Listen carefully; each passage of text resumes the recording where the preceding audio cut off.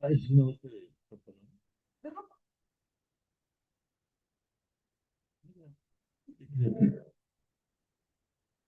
bárbaro.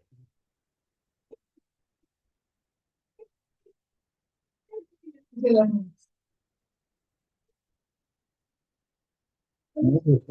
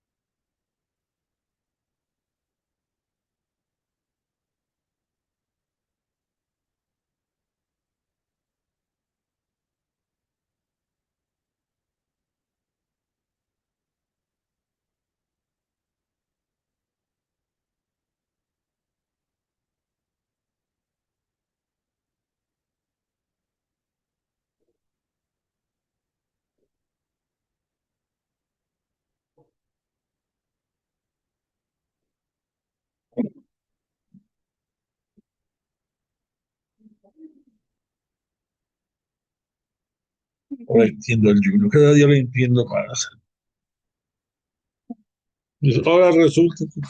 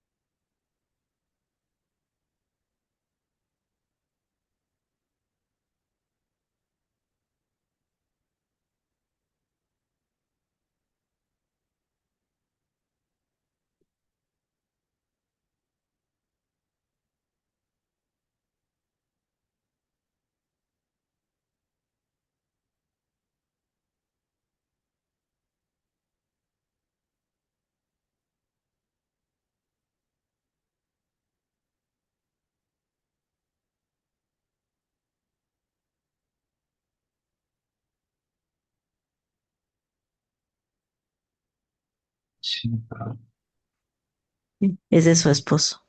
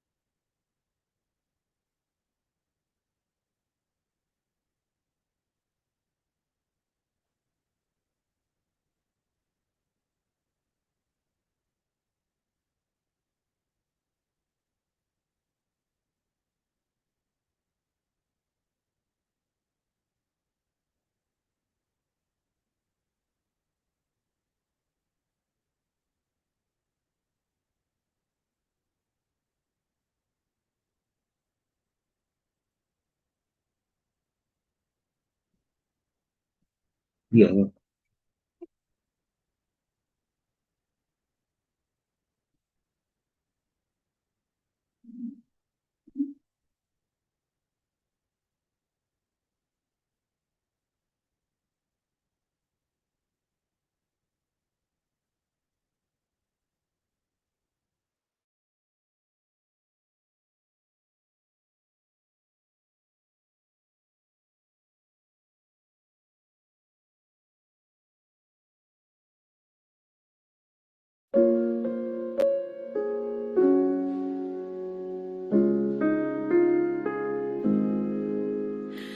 Crea en mí, Dios mío, un corazón puro. Crea en mí, Dios mío, un corazón puro. Ten piedad de mí, Señor, por tu bondad. Por tu gran compasión borra mis faltas, lávame totalmente de mi culpa y purifícame de mi pecado. Crea en mí, Dios mío, un corazón puro.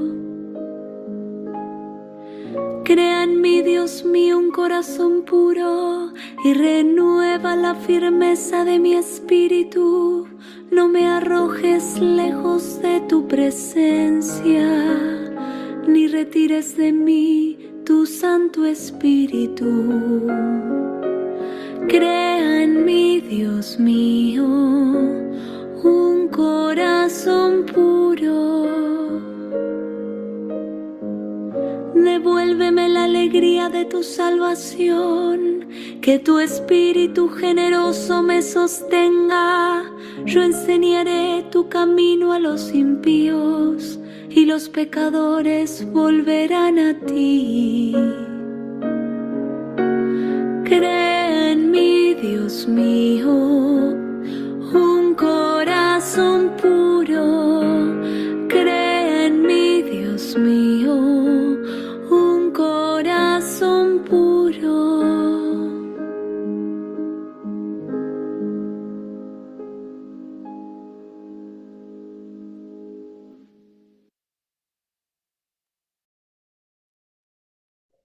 hola, buenas noches. Qué gusto que Dios nos permite el volvernos a encontrar en nuestro espacio bíblico, nuestro espacio de Zoom de estudio bíblico para continuar este día 2 de febrero del 2026 con nuestro estudio de la historia de la salvación. Vamos a comenzar, como siempre, dando alabanza y gloria a Dios Padre a través de Jesús de Nazaret, y te invito a que digamos todos de corazón, en el nombre del Padre, del Hijo y del Espíritu Santo. Amén. Padre nuestro que estás en el cielo, santificado sea tu nombre. Venga a nosotros tu reino. Hágase tu voluntad en la tierra como en el cielo. Danos hoy nuestro pan de cada día. Perdona nuestras ofensas, como también nosotros perdonamos a los que nos ofenden. No nos dejes caer en la tentación y líbranos del mal. Dios te salve María, llena eres de gracia.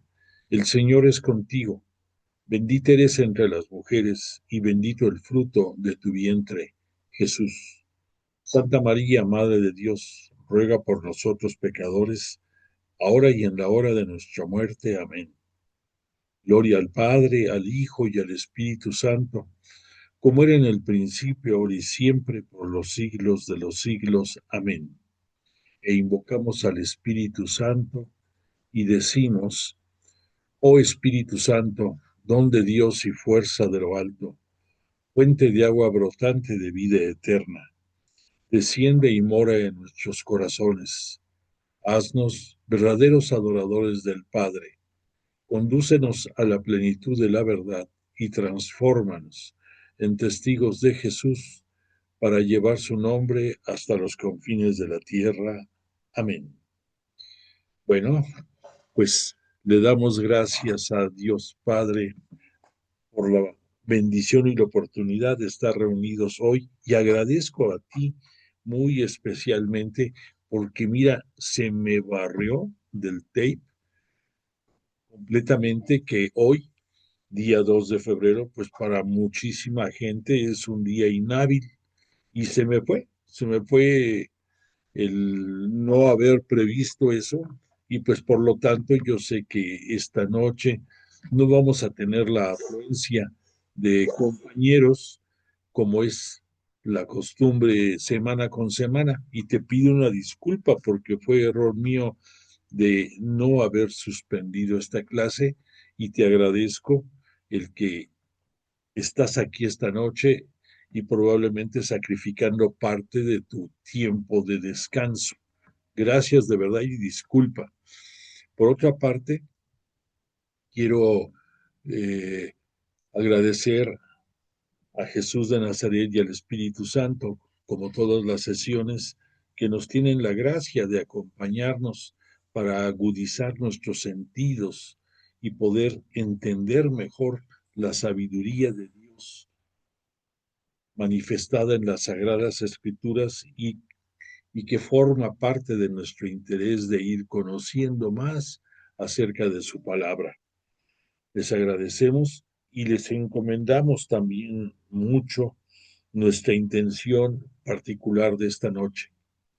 Fíjate que hoy, 2 de febrero, pues tú sabes perfectamente que hay varias celebraciones dentro del calendario litúrgico, y pues que se empalman. Por un lado, la más importante, tenemos la presentación en el templo de María Santísima, y que ella lleva a Jesús también. Quiero precisarte que esa es la fiesta fundamental, definitivamente. O sea, te hago la mención eh, que la sangre dentro del judaísmo es la representación misma de la vida. Por lo tanto, en cualquier manifestación en que hubiera sangre, tenía una connotación muy especial.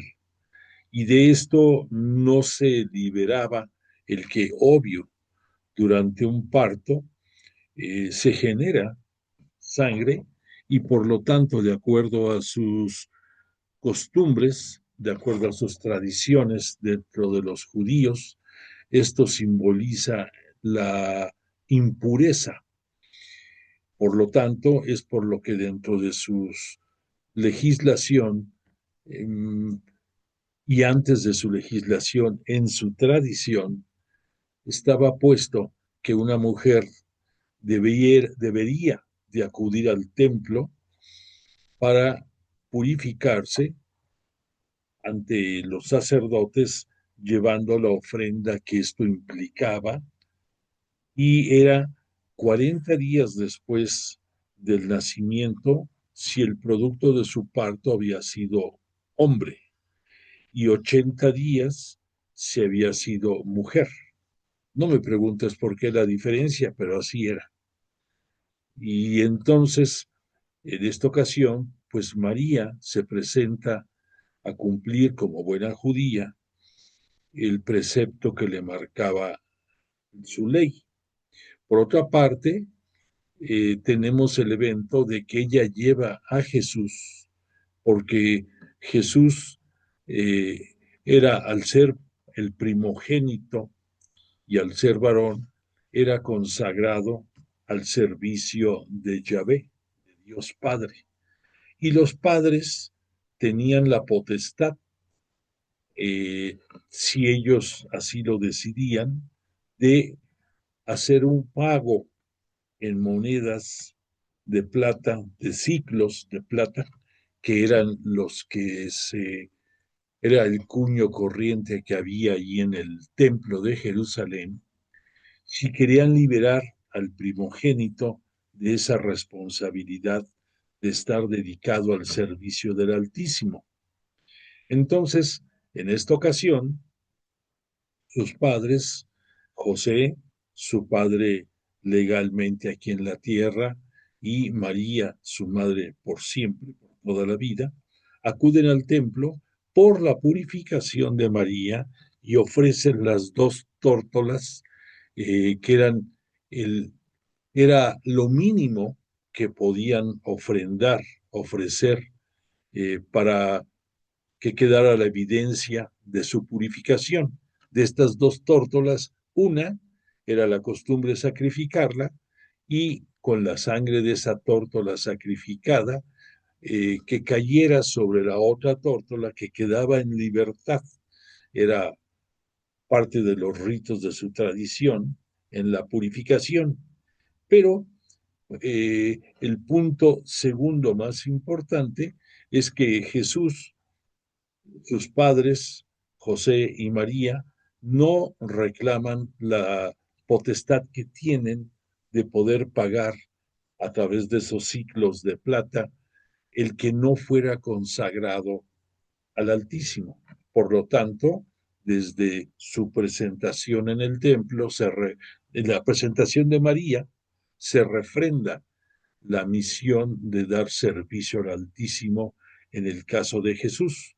Por ese motivo, en la tradición y en la Biblia nos cuentan que al ingresar al templo, el viejo Simeón, que era un sabio, que era un anciano, es un sinónimo de sabiduría, al ver que entra María y José con el niño, lo toma y le agradece a Yahvé Dios que le ha concedido la gracia de ver al Mesías, al Salvador, al que vendría a causar conflictos en este mundo, y le presagia, le refrenda a María que una espada le traspasará el corazón. Entonces, al mismo tiempo, aparece en la escena la profetisa Ana, que nos dicen daba servicio allí en el templo, y al ver también al niño, lo identifica claramente como el Mesías esperado, y se va a dedicar a divulgar este gran acontecimiento entre la población, entre los que podía. Entonces tenemos en ese anuncio que va a dar la profetisa Ana, tenemos el que va a dar a conocer que ha llegado a este mundo la luz del mundo, que ha llegado esa luz que simboliza la sabiduría eterna de Dios Padre a través de su primogénito, y es esa luz la que va a inundar toda la tierra. Por lo tanto, se junta ahí eh, dos, grandes, pues dos grandes escritos, dos grandes profecías que cobran vida en ese momento. Por un lado, el reconocimiento de Jesús como Mesías, como Cristo, para nosotros Rey de Reyes y Señor de Señores después de su gloriosa resurrección, y por otra parte, el que a través de la profetisa Ana se va a enterar el mundo, que la luz del mundo ha llegado y que las tinieblas se van a disipar. Bueno, pues además de estos dos grandes acontecimientos, tenemos una celebración que también el calendario de nuestra madre, la Iglesia Católica Cristiana Apostólica, asigna este día, 2 de febrero, que es la celebración de la vida consagrada. Y esa es nuestra petición particular de esta noche. Hoy, empezando por el Papa León, tuvo dentro de la celebración eucarística de la Candelaria, de la fiesta de las luces, tuvo también el comentario acerca de este gran acontecimiento que se liga a que a través de estas agrupaciones de vida consagrada, ¿cuál es su finalidad de estas agrupaciones? Pues obviamente que son dos. Una, el dar culto, el dar adoración a Dios Padre, y por otra parte, el ser cada una dentro de su tamiz, dentro de sus características, hacer todo lo correspondiente por difundir la palabra de Dios y porque se conozca la sabiduría eterna de Dios Padre y sobre todo que se conozca la palabra también de Él a través de Jesús de Nazaret. Entonces, por esa razón, eh, nuestra petición de esta noche, repito, va enfocada a pedir a Dios Padre toda su misericordia para estas agrupaciones de vida consagrada. Estas asociaciones de vida consagrada amparan no solamente eh, laicos, eh, porque debo de reconocer, no son los presbíteros, no son los obispos, sino que son laicos que mediante estudio, dedicación, conocimiento y sobre todo compromiso han renunciado a muchos de los placeres que tenemos en vida, cualquier mortal, y han consagrado su servicio a dar culto a Dios Padre, y dentro de ese culto también en la mayoría de los casos, por no decir todos, bueno, pero sí, diremos todos, reviste características de castidad, de pobreza, de entrega a su misión. Algunos lo hacen como los monjes, como los frailes, como las monjas, algunos de ellos en claustros en que viven, algunos en oración eterna, pudiéramos decir, o las 24 horas del día, muchos de ellos en adoración, otros pidiendo por las necesidades de todos nosotros, los pecadores que formamos parte del globo terráqueo y muy especialmente por los que pertenecemos a la Santa Cristiana Iglesia Católica Apostólica. Pero también hay otros que tienen características particulares, algunos dedicándose a la docencia, otros dedicándose a la atención a los necesitados, otros atendiendo a la niñez, otras agrupaciones dando luz a todas esas mujeres que en la desesperación no saben qué decisión tomar con el con sus hijos en el seno, y otras más que tristemente arrepentidas de haber tomado decisiones equivocadas, buscan la misericordia de Dios y la readaptación a la vida. En fin, hay demasiadas necesidades en este mundo y estos grupos, estas asociaciones de vida consagrada son vitales para que se lleve a plenitud estos, estas obras de misericordia que Jesús nos pide a todos nosotros en su 11º mandamiento. Por esa razón, quisimos abrir esta noche la sesión con un bello salmo que aquí tienes en esta imagen al rey David. Este es uno de los salmos que se le acreditan el escrito del mismo al rey David, y este bello canto es el miserere. Miserere, la palabra miserere quiere decir misericordia. En este caso es la súplica de la misericordia derivado de una actitud penitencial de suplicar perdón, de suplicar la bendición y el perdón de los pecados de parte de Dios por las acciones cometidas. En el caso del miserere que el rey David escribió, tiene su origen en que sabemos, de acuerdo a las escrituras, que dentro de las cosas no buenas que hizo el rey David como cualquier mortal pecador, una de ellas fue el haber puesto los ojos en una hermosa mujer de nombre Betsabé, que estaba casada con uno de sus lugartenientes guerreros, de nombre, me fue ahorita el nombre de su lugarteniente, ahorita te lo confirmo. Bueno, pues entonces se prendó de ella, se enamoró, la sedujo y producto de esta seducción tuvieron un hijo. Y todavía no conforme de haber tomado a una mujer que no le pertenecía, en el caso de este David, al regreso de su siervo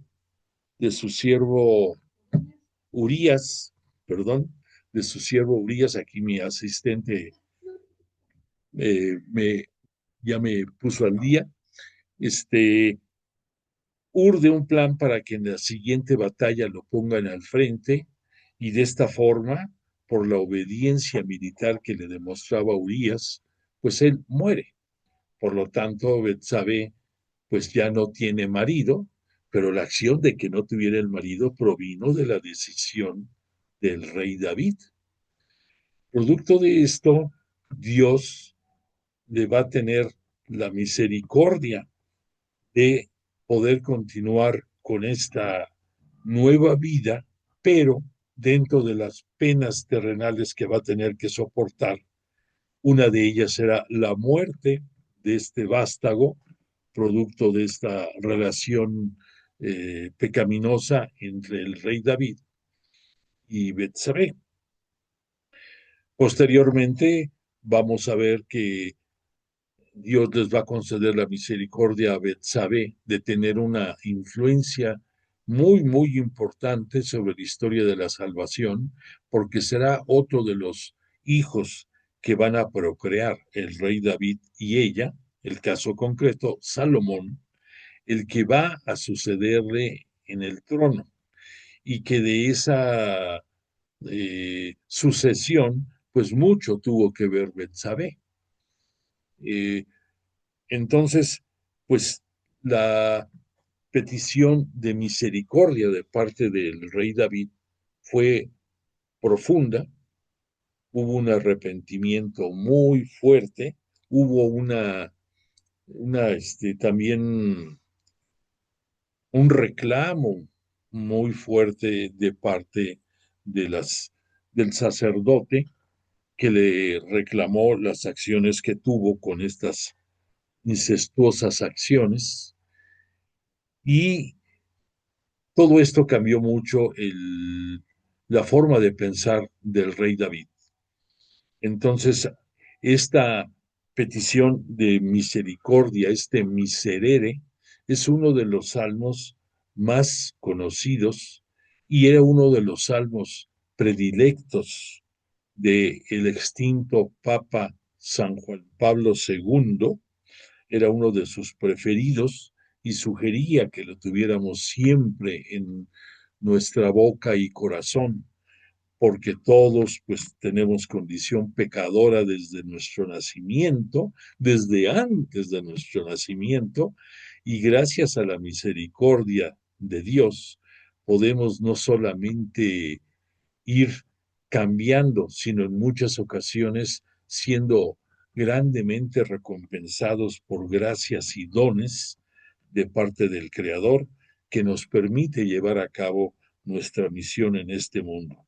Por lo tanto, en este cántico y en la oración del propio Salmo 51 de la nomenclatura hebrea, de nombre Miserere, estamos reflejados todos nosotros, pecadores, y que a pesar de nuestra condición pecadora, formamos parte de la única y santa Iglesia Cristiana Católica Apostólica fundada por Jesús de Nazaret. Bueno, pues entonces le agradecemos a Dios Padre su misericordia, le agradecemos al salmista, a los salmistas que redactaron este hermoso salmo penitencial y nos adherimos a la súplica de misericordia de parte de Dios para todos nosotros. Le pedimos tenga por todos los integrantes de los institutos de vida consagrada, que tenga todas las bendiciones para ellos, que los sostenga en su obra, en sus votos eh, recitados y comprometidos y en su acción para llevar a buen término sus acciones que son muy importantes dentro de nuestra iglesia. Bueno, pues dicho todo lo anterior, vamos a continuar con el estudio de el bello libro del Génesis, que recordamos es un libro de reflexión más que un libro que se pretenda ver con aspecto técnico o científico. Y te repito que gracias a él la ciencia puede avanzar enormemente en todo lo que son sus conocimientos y todo lo que nos enseñan. O sea, se complementa, se complementa la acción de la ciencia soportada en la filosofía religiosa, soportada en las verdades de la fe. Y estamos ahorita en el Génesis, estamos más o menos en el capítulo 38 que estuvimos viendo en la clase pasada, y te quiero precisar eh, varias cosas. En primer lugar, agradezco a los integrantes del grupo que en el propio chat manifiestan en ocasiones inquietudes o preguntas que trato yo en la manera de lo posible de contestar a la brevedad posible. Eh, pero hay un detalle que no me lo preguntaron, pero sé que puede ser de inquietud para muchos de los del grupo. La clase pasada te comenté que dentro de la historia del Génesis, a partir del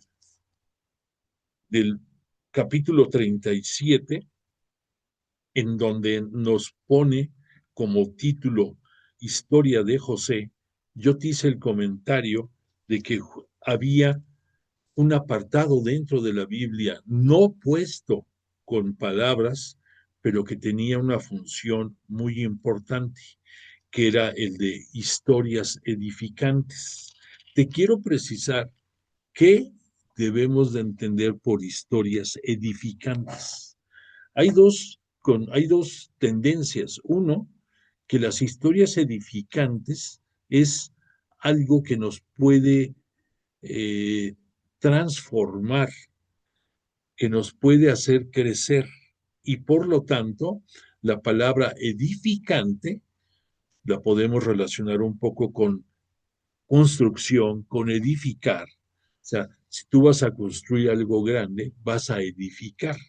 Y por lo tanto, el decir que estamos entrando a la etapa de historias edificantes, esto significa que lo que nos van a dar a conocer nos va a ayudar para que nosotros en nuestro corazón, en nuestra mente, en nuestras decisiones, tomemos mejores caminos, mejores determinaciones y que nos ayuden a edificar nuestra vida de fe. Bueno, pues entonces en la clase pasada comenzamos a ver un poco acerca de la historia de José, pero me quiero centrar que dentro de lo que estuvimos viendo, después entramos al capítulo 38, en el cual nos hablan de la historia de Judá y de Tamar. Entonces, hubo dos menciones que te dije en la clase pasada importantes a considerar. Uno, que nos cita la Sagrada Escritura que dentro de los hijos de Jacob, ahora por decisión divina, con el nombre de Israel, su vástago primogénito de nombre Rubén, tuvo en cierto momento relaciones incestuosas con la concubina, una de las dos concubinas de Jacob, de Israel, que esta era la esclava que, eh, que tuvo Lía, y esta esclava es de nombre Bilhá. Y entonces este Rubén, en cierto momento de su vida, tuvo relaciones eh, sexuales con esta concubina, lo cual, aunque todavía no existía el libro de Levítico, en el que se sanciona claramente, pero la tradición de muchas culturas orientales castigaban y por lo menos señalaban lo incorrecto que era esto de tener relaciones con alguna mujer que que tuviera relación de parentesco con su padre, en forma ascendente o en forma descendente del padre a la mujer de alguno de sus hijos. Bueno, yo esto te lo comenté y te lo refrendo, es importante porque vamos a ver que en su momento tiene repercusiones esto de parte del propio Jacob, de parte del propio Israel. Pero dentro de las historias edificantes, comienza este episodio con la propia historia de José, que recordemos que José va a ser uno de los dos hijos que tuvo este Jacob con Raquel, con Raquel, la mujer a la que tanto amó y por la que dedicó muchísimos años de su vida al servicio del padre de esta Raquel. Bueno, pues independientemente de esto, eh, te hago la observación de que es muy grande el número de capítulos que le dedica la Sagrada Escritura a la historia de José, pero inserta en el capítulo 38 la historia de Judá y de Tamar.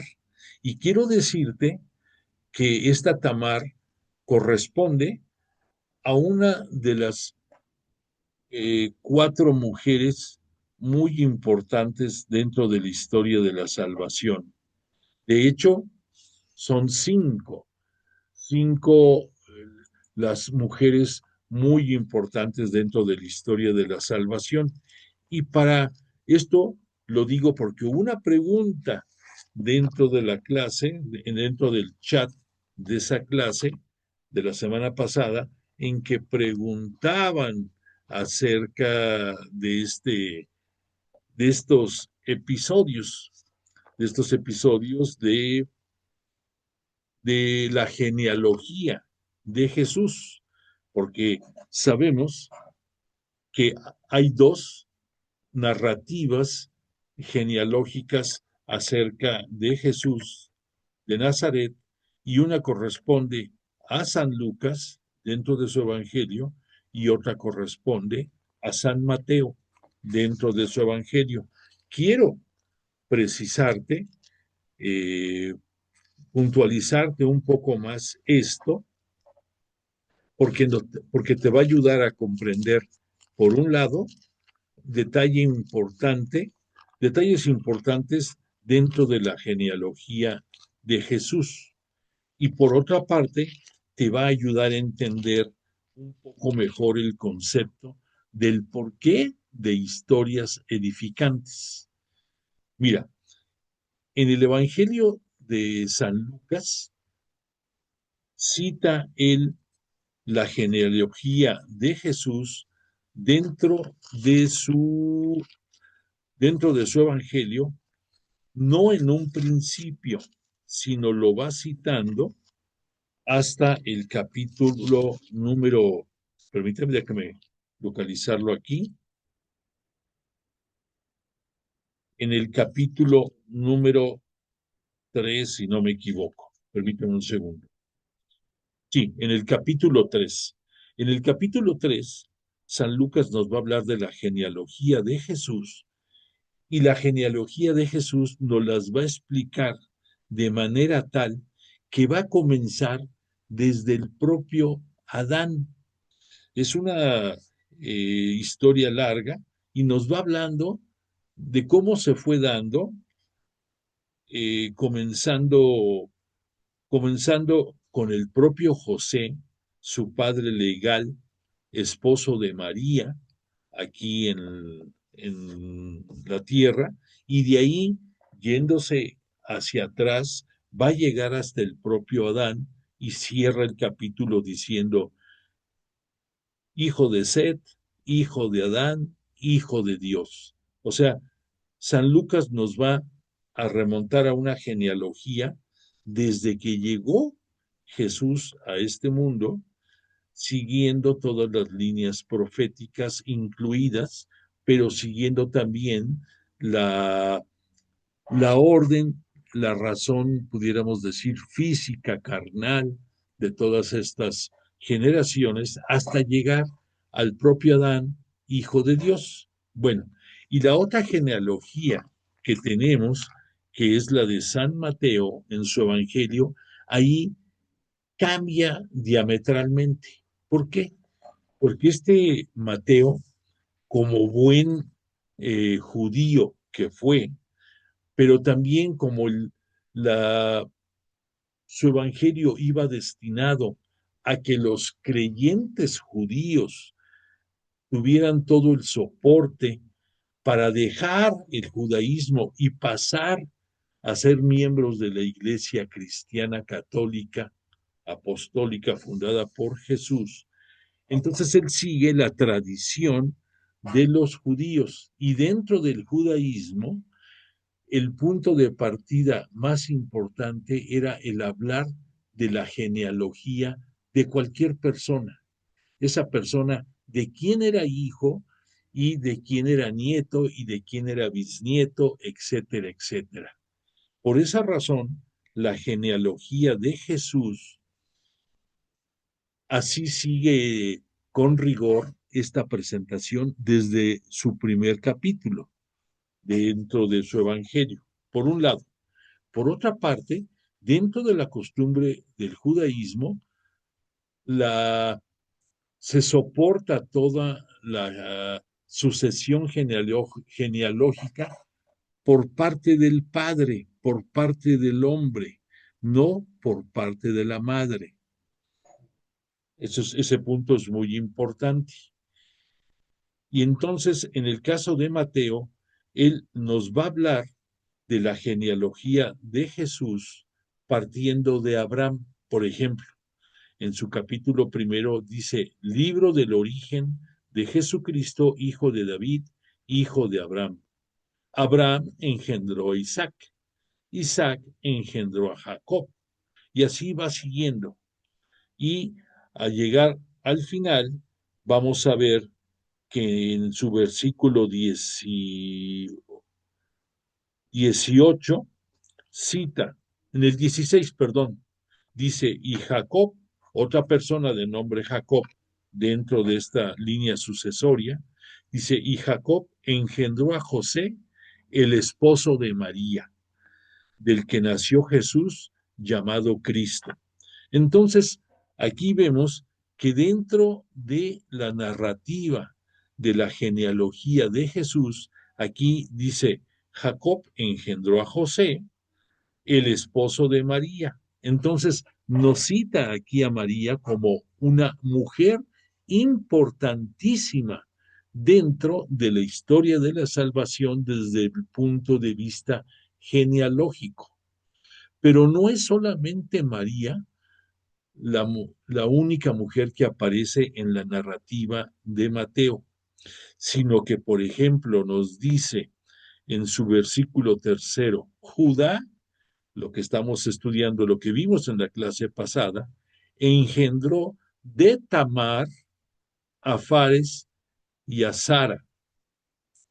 Por cierto que aquí Mateo le pone Fares, en el Génesis lo vemos como Pérez, es la misma persona, pero es la descripción del nombre de acuerdo a Mateo y de acuerdo al Génesis. Pero lo importante es que aquí nos dice, Judá engendró de Tamar, o sea, resalta la importancia que tiene esta mujer dentro de la línea sucesoria. Pero no es la única, Tamar, sino que después, en el versículo 5, va a volver a citar Salmón, que es un hombre, engendró de Rahab a Boz. Rahab es mujer. Entonces aquí también nos resalta que esta mujer, Rahab, fue muy importante en la historia de la salvación. Después continúa, Boz engendró de Ruth a Obed. Entonces Ruth también es otra mujer importantísima dentro de la línea de salvación. Y un poco más adelante dice, Jesé engendró al rey David y agrega, David engendró de la mujer de Urías a Salomón. No cita aquí el nombre de Betsabé, pero sí cita la característica de qué mujer estamos hablando. David engendró de la mujer de Urías, por eso la narrativa de el miserere con el que abrimos la sesión de hoy, porque aquí está la razón de esa petición de misericordia de parte del rey David. Aquí Mateo nos habla de esta mujer que fue esposa, fue mujer de Urías, y su nombre, aunque no lo pone, fue Betsabé, y que de Betsabé y de el rey David va a nacer Salomón, uno de los hijos que tuvieron, porque tuvieron varios. Entonces, aquí si tú tomas en cuenta, dentro de la genealogía de Mateo, que está soportada, repito, en la importancia exclusiva del Padre, vemos que hay 5 mujeres citadas, no citadas con la terminología de que de Tamar se engendró a sino que fulanito de tal, por ejemplo, Judá, engendró de Tamar, o sea, tiene Mateo la precaución de poner antes del nombre de la mujer la palabra de. O sea, cita al hombre y dice, tuvo de X nombre de mujer a tal hijo. Entonces, respeta la rigidez de la genealogía judía, pero no deja de resaltar la importancia de estas 5 mujeres que cita en la línea sucesoria. Te repito quiénes son: Tamar, que engendró con Judá; Rahab, que engendró con Salmón; Ruth, que engendró de Boz; Betsabé, que engendró con David; y por último nos cita a María, la virginal María, aunque nada más pone a María, que engendró de José y le dio nacimiento al Cristo, a nuestro Cristo y Señor. Bueno, pues entonces estas 5 mujeres que aparecen aquí forman parte de esas historias edificantes, porque sin ellas no hubiera sido posible construir la historia de la salvación. Pero de acuerdo a la forma de pensar judía, era el Padre el único del cual importaba de acuerdo a las costumbres judías. Pero entonces te lo repito esto para aclararte la genealogía de los 2 grandes evangelistas, San Lucas, San Mateo, las diferencias que hay en ellos y por qué estas 5 mujeres citadas por Mateo forman parte medular de la historia de la salvación. Obviamente, a la Virgen María, a la Santísima Virgen María, no vamos a ver una historia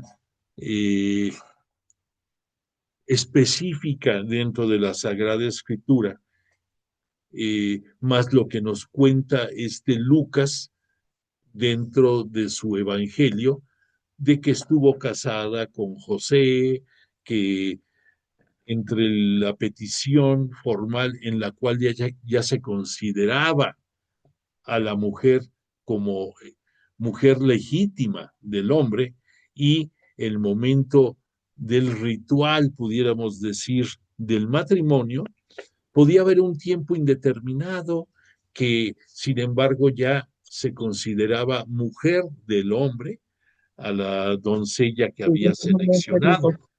Entonces, pues todo esto que estamos viendo nos ayuda a entender mejor esa diferencia genealógica. Pero lo que sí vamos a ver dentro de esas historias edificantes, más a fondo, es las otras 4 mujeres en su momento. Y estamos desde la clase pasada hablando de esta Tamar. Entonces, Tamar, dijimos en la clase pasada, fue nuera de Judá. Judá, uno de los 12 hijos que tuvo Jacob, al que después conocemos por decisión divina bajo el nombre de Israel.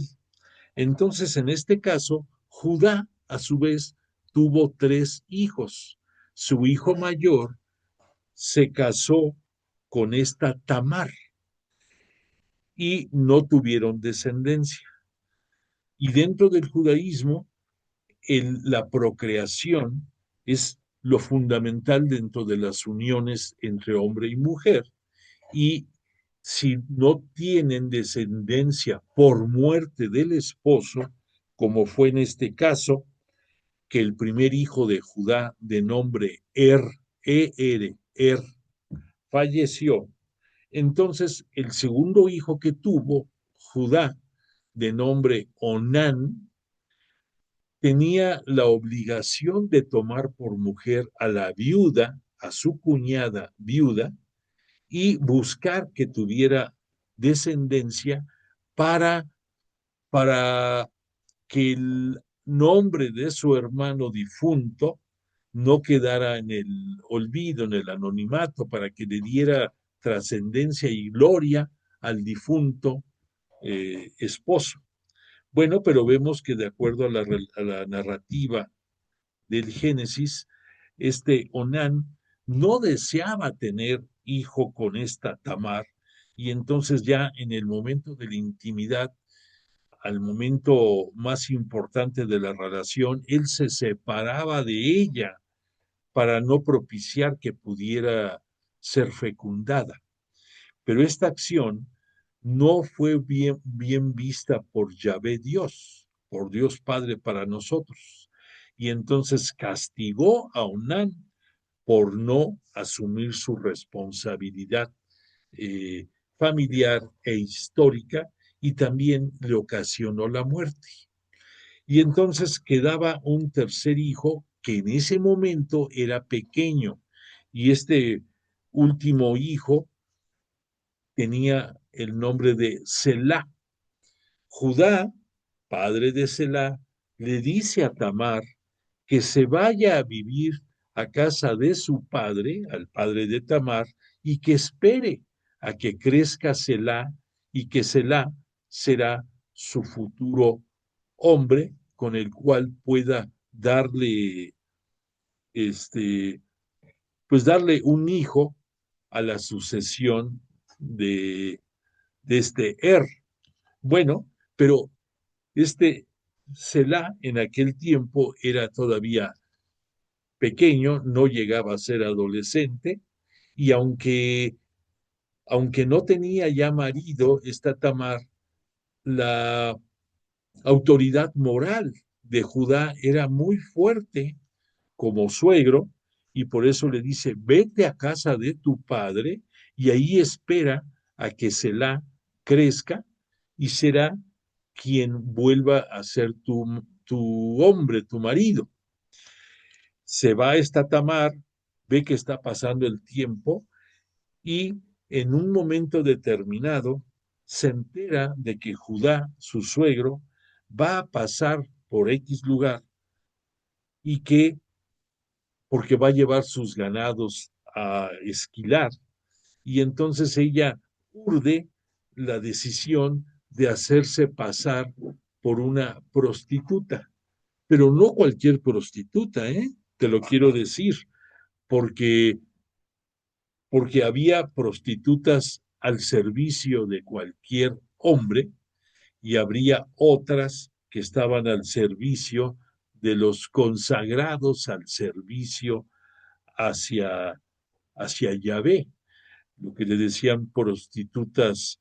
eh, Tenía el término de prostituta santa, se le decía así a ese tipo de mujeres.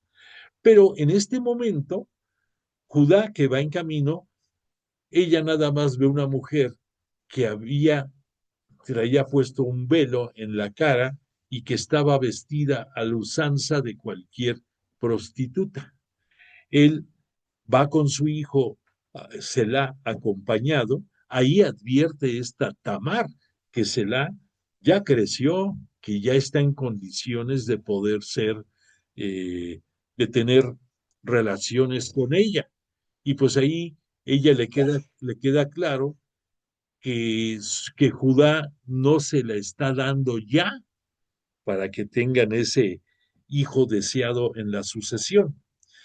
En este momento, Judá, desconociendo que esa mujer que tiene enfrente es Tamar, se arregla con ella en obtener sus servicios, y le dice ella que qué le va a dar a cambio de ese momento de placer. Y entonces le dice Judá que le va a mandar un cabrito, pero que como no lo tiene él ahí, entonces se lo va a mandar. O sea, va a ser el pago por sus servicios. Tamar le dice, bueno, muy bien, no me parece mal, pero tienes que garantizarme que me vas a mandar el cabrito con algo.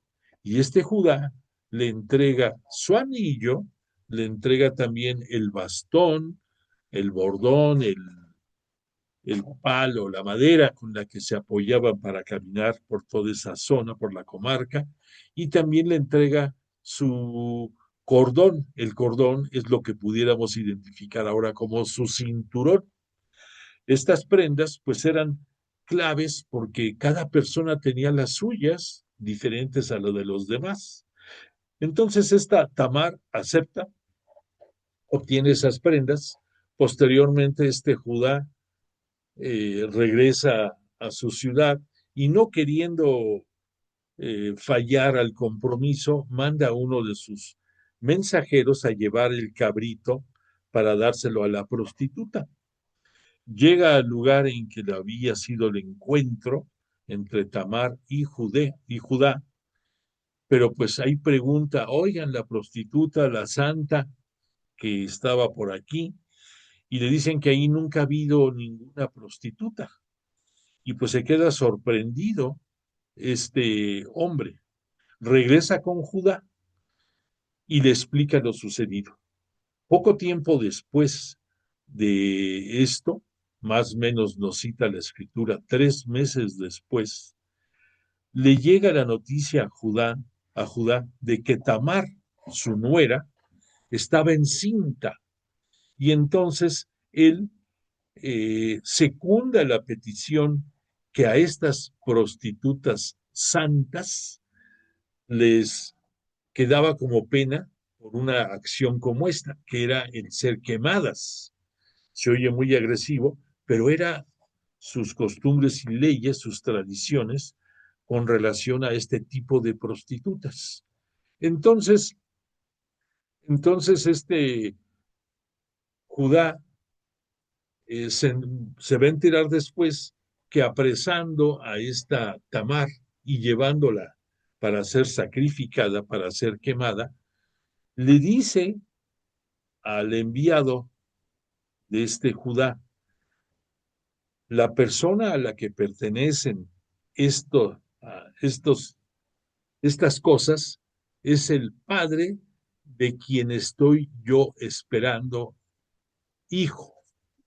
Y entonces, pues reconocen ahí los símbolos de Judá y se los llevan a Judá. Dicen, oye, pues oh surprise, que esta Tamar está entregando tu anillo, tu cordón y tu bastón, y está comentando que de la persona que está embarazada es a quien pertenecen estos detalles. Entonces, pues Judá ya no le queda otra más que reconocer que el hijo que está esperando Tamar es de él, que no fue propiciado, no fue urdido el plan así, pero sí se dieron los eventos. Aquí vemos que dentro de los caminos de Dios, volvemos a refrendar, por torcidos que aparentemente estén los mismos, Dios aprovecha y escribe derecho, por torcidos que estén los renglones. ¿Y por qué digo esto? Porque dentro de la genealogía de la cual va a proceder Jesús nuestro Cristo y Señor, si no hubiera existido Tamar, no se hubieran dado estas circunstancias. Entonces, por esa razón, entiendes ahora el por qué el término de historias edificantes, porque nos están dando a nosotros, independientemente de la narrativa de lo sucedido, desde el punto de vista físico, desde el punto de vista, no sé, llámale humano, nos está dando a entender que Dios en sus decisiones de sabiduría infinita utiliza los recursos que Él quiere usar para lograr sus propósitos. Bueno, pues entonces, producto de esta relación entre Judá y esta Tamar, además no va a venir un solo hijo, sino que van a venir dos. Y estos dos hijos, estos mellizos que ella va a tener en su vientre van a traer consecuencias dentro de la historia de la salvación, porque dentro de estos mellizos, primero, la partera que está asistiendo en el momento del alumbramiento distingue que uno de los hijos, porque son varones los dos, asoma su manita, asoma su manita en el momento previo al alumbramiento, y entonces la partera, sabiendo que son mellizos, pues obvio, tienen experiencia, saben cómo está el vientre, saben que no es uno, si son dos, al sacar la manita a este niño, le pone nos narra la escritura, le pone una cinta de color escarlata, de color rojo. Y esto no es casualidad, la narrativa del color. Más adelante, dentro de la historia de la salvación, vamos a ver el significado de este color escarlata. Bueno, pero el bebé vuelve a meter su manita y el que sale primero ya entero es el hermanito y posteriormente va a salir el otro bebé, el que tenía ya la cintita roja. Entonces, repito que en la descripción de la Sagrada Escritura, al hijo que sale primero, ya entero, le ponen el nombre de Pérez, que Pérez, dentro de la narrativa bíblica hebrea, significa brecha, es el significado de Pérez. Y después, el que sale después, el niño, es Serach, el segundo, el que tiene la cintita escarlata. Y y bueno, entonces hasta ahí tenemos la narrativa de qué pasó con esta Tamar.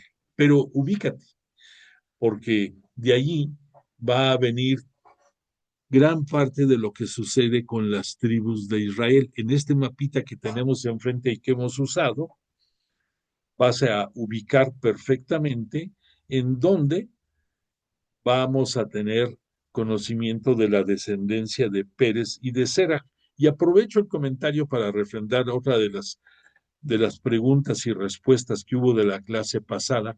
Me decían una de las compañeras, oye, yo veo que en la parte norte y en la parte sur aparece el nombre de Dan, perdóname, aquí está Dan y aquí también está Dan. Dice, ¿por qué dos veces? Si todos los demás nada más aparecen una. Y la respuesta es porque este Dan de la parte inferior y el de la parte superior son el mismo.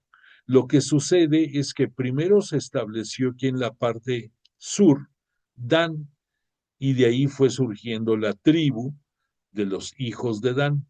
Pero en el desarrollo de su estancia tuvieron problemas con filisteos, que eran una de las tribus de los sectas o de las gentes cananeas, y entonces eran tantos sus conflictos que decidió marchar a la parte norte.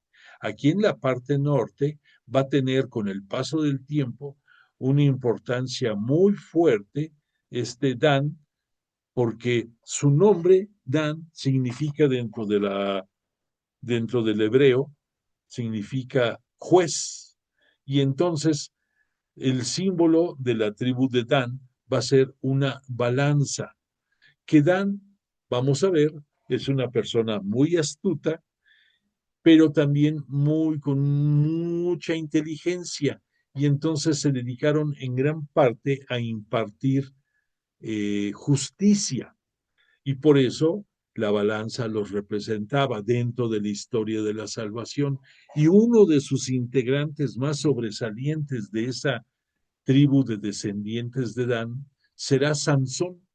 Sansón, el que tenía su fuerza en el cabello largo, porque recordarás, cuando estudiamos a Jesús de Nazaret, había una característica que les decían los nazareos o nazoreos, y dentro de las características de los nazoreos era que no se cortaban el cabello. Por esa razón, te lo adelanto, es por lo que Sansón lo vamos a identificar con su cabello largo y él fue uno de los jueces más importantes que cita la historia de la salvación. Bueno, entonces aprovecho, me extendí mucho, pero es importante cuando surgen dudas y que agradezco, me las hacen comentar, el ser lo más explícito y lo más preciso para que se vayan disipando esas dudas. Bueno, pues entonces, dicho lo anterior, entonces vamos a meternos ya más de lleno al capítulo de José. Entonces, recordemos, este José va a ser uno de los dos hijos de Jacob, de Israel, que es el mismo que tuvo con la difunta Raquel, esta, la esposa, la mujer a la que tanto amó. El primero que tuvieron fue José y después fue Benjamín, y que en ese parto en el que tuvo a Benjamín muere Raquel. Entonces este Jacob va a quedar viudo, va a respetar su condición de viudez, y dentro de los 12 hijos que procreó con las dos hermanas, con Lía y con Raquel, y con las dos esclavas, Bilhá y, y esta Silpá, esos 12 más la mujer de nombre Dina, que también tuvieron sus 13 hijos, 12 varones y una mujer. Entonces, uno de estos 12 varones es José. Entonces, vamos a ver cómo fue que llegó este José a Egipto. Ya mencionamos que este José gozó de una predilección muy notoria de parte de su padre, de parte de Jacob, de parte de Israel. Y dentro de las distinciones que le tuvo, fue que le mandó a hacer una túnica de mangas largas, nos dice la Sagrada Escritura, cosa que nada más él tenía. Sus 11 hermanos varones no. Benjamín, que es su hermano, va a tener una diferencia de edad notoria, eh, probablemente cuando este José ya está más que adolescente, tal vez este Benjamín es un niño todavía, y entonces sucede que este José desde siempre tuvo la gracia, bendición o característica, le llámale como quieras, de poder interpretar sueños, perdón, de poder interpretar sueños.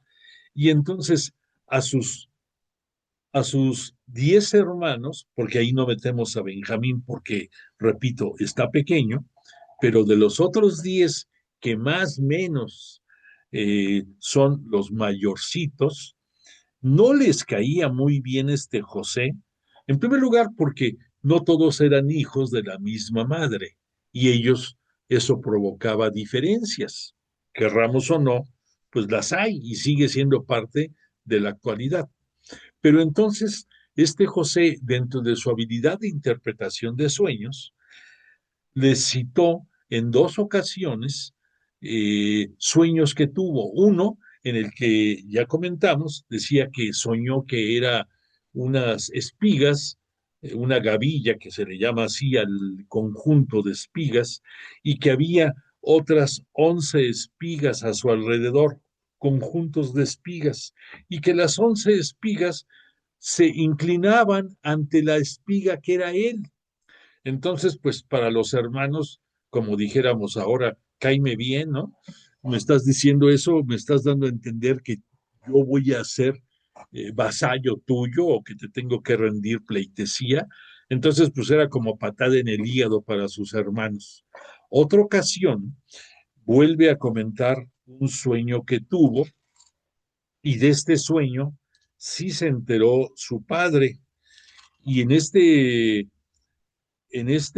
sueño que le comenta a su padre, entonces le da a entender que también sus hermanos en la interpretación que da, le van, le van a tener que rendir admiración o sojuzgamiento, etcétera, etcétera, porque le dice a sus hermanos, y también le llegó a comentar a su papá Jacob, dice, he tenido un sueño. Resulta que el sol, la luna y 11 estrellas se inclinaban ante mí.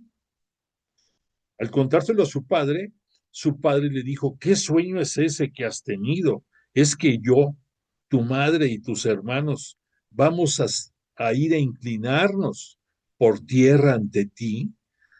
Sus hermanos le tenían envidia y su padre, en cambio, lo invitó este sueño y su interpretación a reflexionar.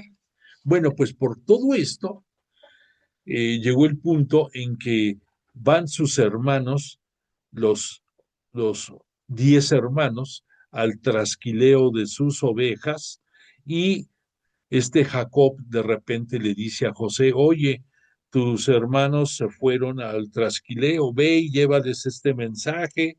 Y entonces José le dijo, están por la ciudad de Dotán. No la localizamos en el mapa, por eso nada más te la cito, pero existió esa ciudad. Y hacia allá va este José, allí en Dotán pregunta, le dicen, sí, andan por ahí, más o menos por aquí, con las ovejas. Y entonces cuando los hermanos ven que se va acercando este José a donde están ellos, rápidamente se pusieron de acuerdo y dijeron, vamos a darle chicharrón a este cuate porque nos cae gordo para que se trague todos sus sueños. Y entonces dicen, lo vamos a matar. El primogénito de todos los hermanos, que era Rubén, aquel que tuvo la relación incestuosa con la esclava de su padre, les dice, oiga, no hay que llegar a tanto de matarlo, ¿para qué nos manchamos de sangre? Tomemos otra acción. Y entonces urden el echarlo a un pozo a José, y ahí que se quede un pozo que estaba sin agua, que estaba vacío. Y entonces este Rubén pudiéramos decir que abogó porque no le dieran muerte, pero les dio la libertad de que hagan lo que quieran con él, ahí sí, denle el escarmiento que quieran. Entonces llega José, le quitan su túnica, sí, su manto con mangas largas, su túnica, perdón, y lo echan al pozo. Pero estando ya en el pozo José, ven los hermanos, ya no estaba Rubén en ese momento con ellos, había ido, me imagino, a ver lo del trasquileo. Entonces ven que se va acercando una caravana de mercaderes que casi todos eran de origen árabe, los que andaban por ahí, y entonces dicen, ya sé, vamos a hacer algo en que no nos manchemos nosotros, pero que nos libremos de José. Y se los vende, le venden a José a estos de la caravana, era de madianitas, o sea, venían de Madián y llevaban especies muy apreciadas hacia Egipto. Nos cita la escritura tres diferentes especies de resinas aromáticas muy preciadas que llevaban en sus camellos de cargamento hacia Egipto. Entonces se los venden y pues era costumbre, lo compran, se dice que pagaron por él 20 monedas de plata y se llevaron a José. Para cerrar este episodio, los hermanos, bueno, regresa este Rubén y ve que no está en el pozo este José. ¿Qué hubo? Pues, ¿qué pasó? Si aquí lo habían echado. Ya se enteró de lo que había sucedido y pues ya no se opone los hermanos a la túnica, esta, a la ropa de José, matan un animal y la embarran de sangre.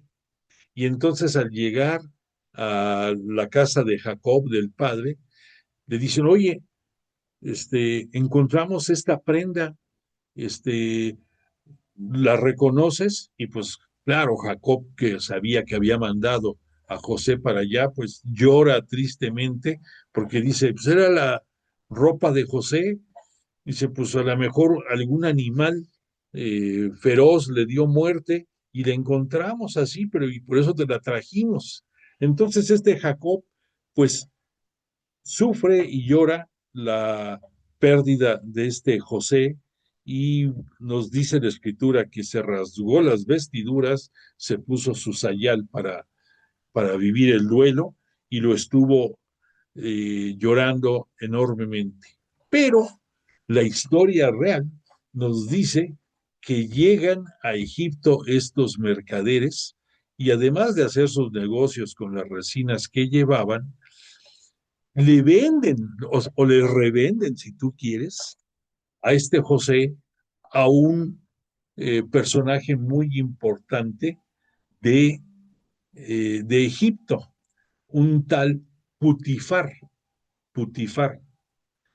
Y este Putifar, nos dice la escritura, era uno de los eunucos al servicio de la corte del faraón. Vamos precisando para que sepamos qué quiere decir esto. El ser eunuco, obviamente, que es una condición física en la cual el varón no puede tener procreación y probablemente ni siquiera relaciones con alguna mujer. ¿Por qué? Porque es una intervención, no te puedo decir cirugía muchas veces, pero algo similar, en el cual se le efectúa castración al hombre. Como producto de esta castración, pues es la consecuencia de no poder tener descendencia y probablemente ni siquiera relaciones sexuales. Y esta castración, esta puede ser por tres diferentes razones. Una, el que por nacimiento tengan esta carencia, la persona, el hombre que nació con ese defecto. Otro, que sea una acción determinada que era luego costumbre hacer a los que perdían batallas como una muestra de castigo, el, ahora sí que darles un castigo permanente por siempre de no tener, de no poder vivir su sexualidad como cualquier persona. Y otros era provocada porque estaban al servicio de personajes importantes, como en este caso el faraón. Entonces, este Putifar es uno de estos eunucos que están al servicio del faraón.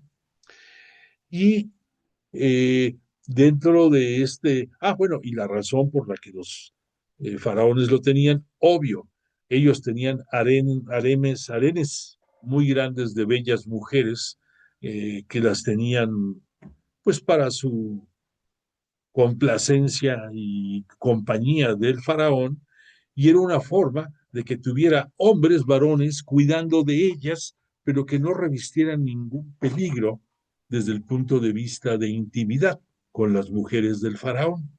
Bueno, pues este Putifar del que estamos hablando, él de todos modos estaba casado y tenía una mujer.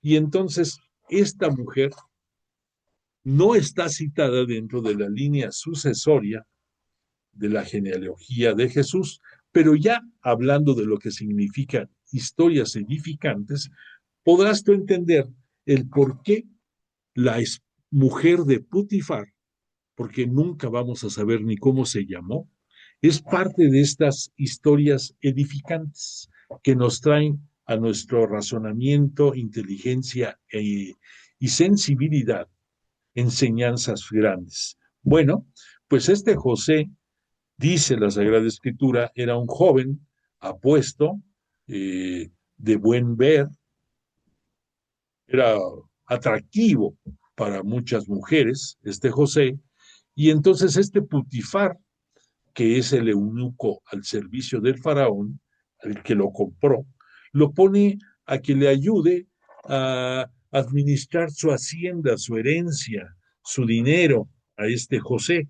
Y José lo hacía muy bien, era muy apto, era muy capaz, era muy, era muy honesto y gozaba de todas las confianzas de Putifar y le estaba acrecentando mucho su patrimonio a Putifar. Y entonces, en cierto momento, en cierto momento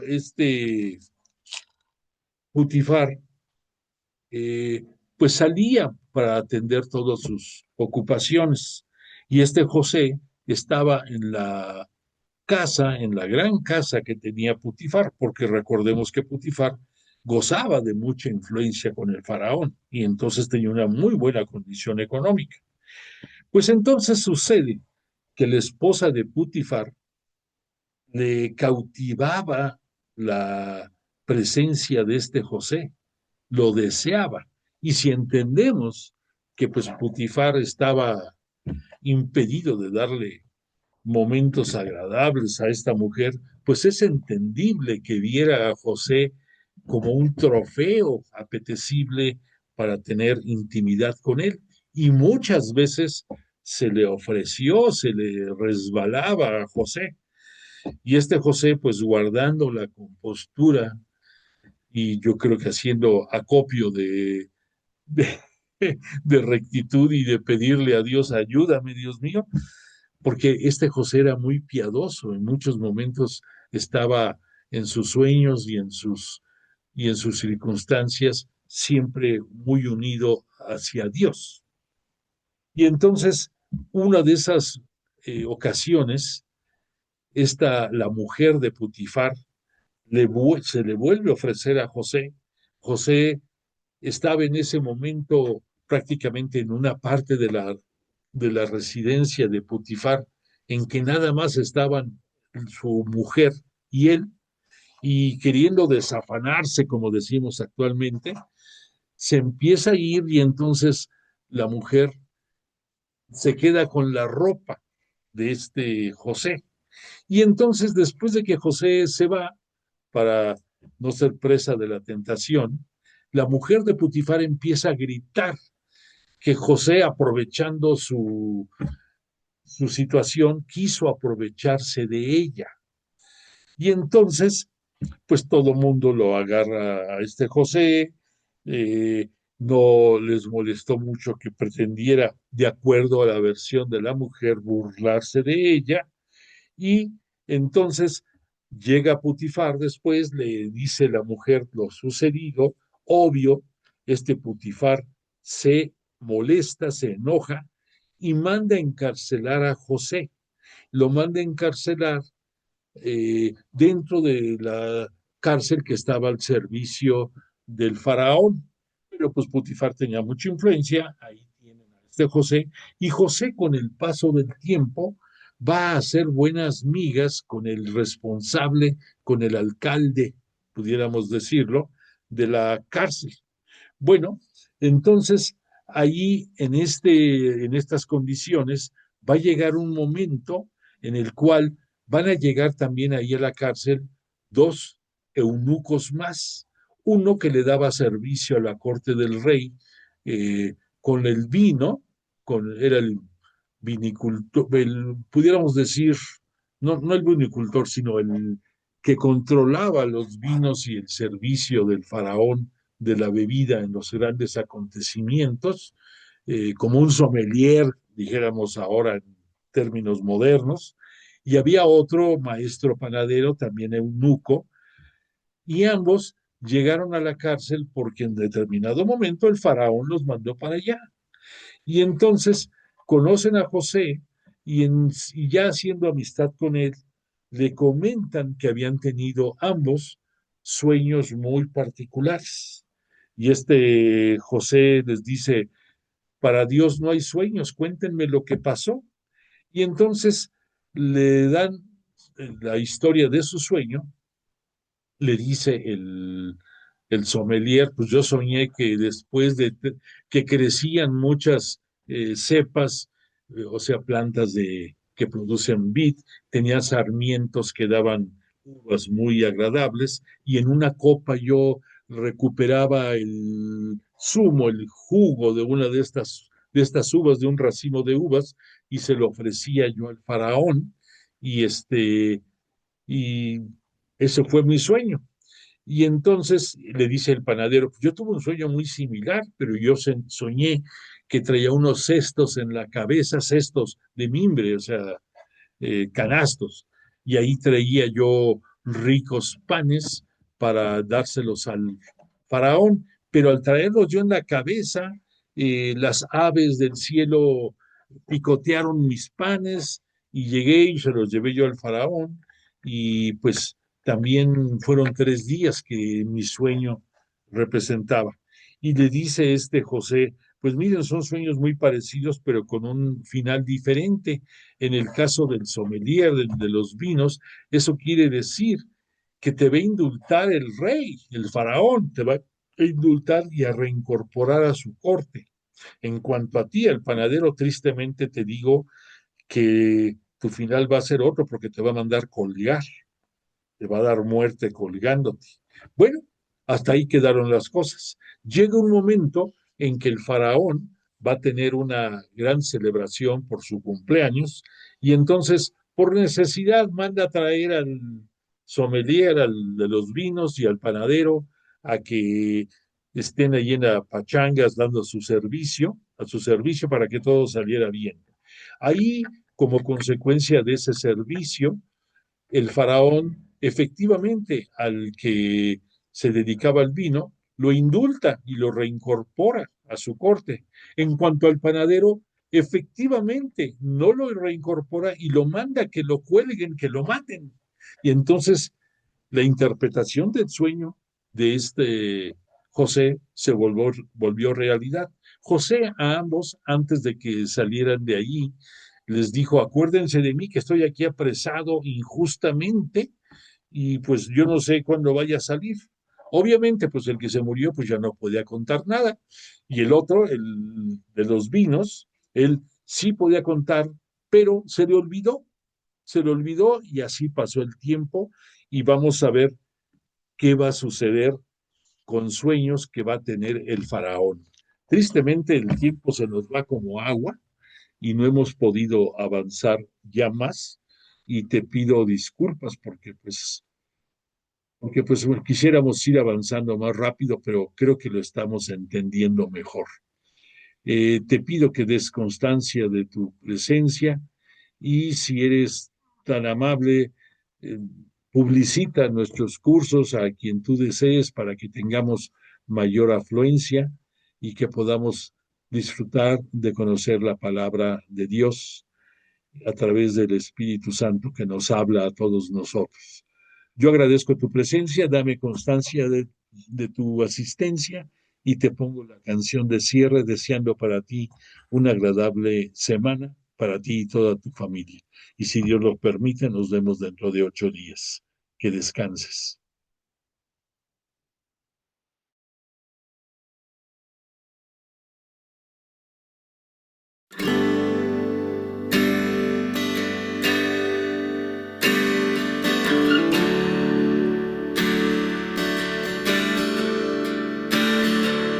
Entra, te abro mi corazón.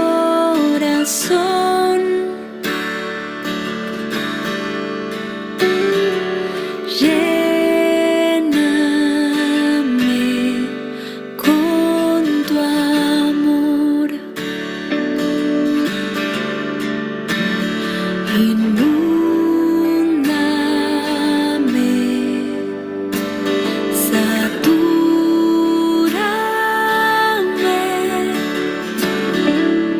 Ven, Espíritu Santo, ven.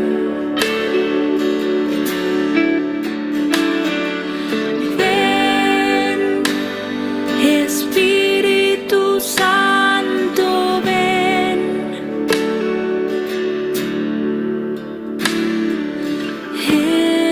Entra, te abro mi corazón.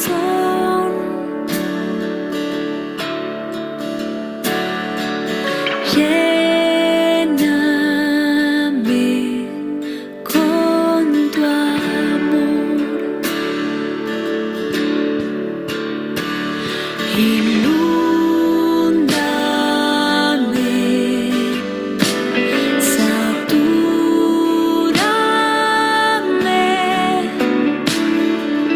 Ven, Espíritu Santo.